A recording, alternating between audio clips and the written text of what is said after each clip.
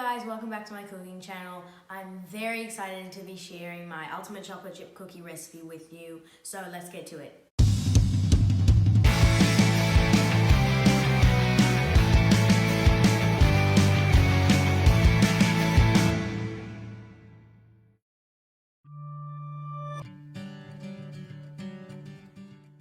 So first we start by creaming together the butter and sugar. We need 50 grams of butter melted, 3/4 cup of brown sugar, and 1/3 of a cup of white sugar. And we use brown sugar because the brown sugar has molasses in it, which makes the cookie chewier. That's why you use it in things like muesli bars, Anzac cookies, gingerbread men. So cream that together with a whisk until it's like a smooth paste. Then to that we add in 1 egg and a teaspoon of vanilla, and then we need to mix that in with a whisk until it's like really creamy and is a really delicious and really golden type of color.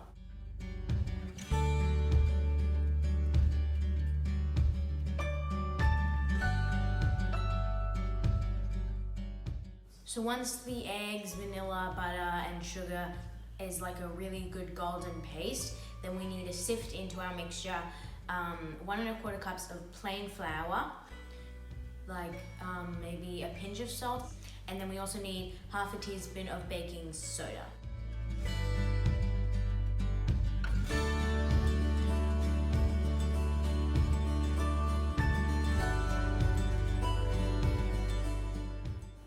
And then we switch from using a whisk to a spatula because we need to fold it in gently. And don't fold it in completely. Make sure there's still like pockets of flour, because then we need to add in the chocolate.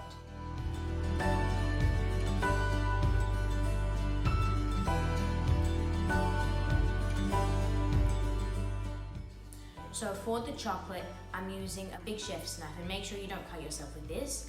I'm using 200 grams of chocolate, 100 grams of milk, and 100 grams of white. I feel like it makes a really good balance between the cocoa and then the sweetness of the milk chocolate, so I think it's really good to have milk and dark. And basically all I'm gonna do is cut my chocolate on a diagonal angle, and then the other way in a diagonal angle until it's like chunks.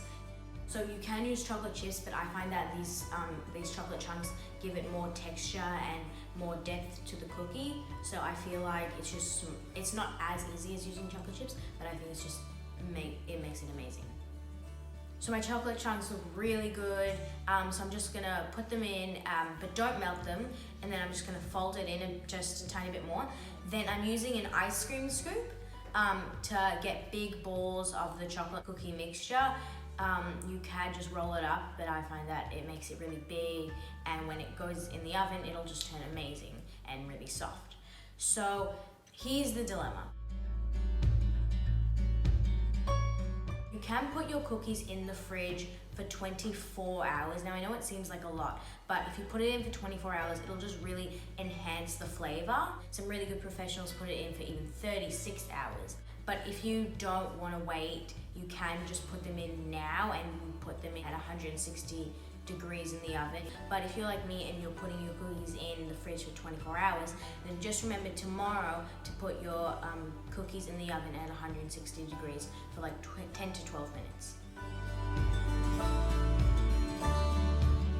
So it's been 24 hours and the cookie dough looks so good and smells so amazing. So now it's time to put it in the oven at 160 degrees for about 10 to 12 minutes. And yes, they will be soft when they come out, but just let them cool and then they'll be amazing cookie texture. So my cookies finally came out of the oven. They smell so good. They look gooey and chocolatey and they look so good. So now it's time to eat. So thank you guys so much for watching. I'll see you next time. Bye.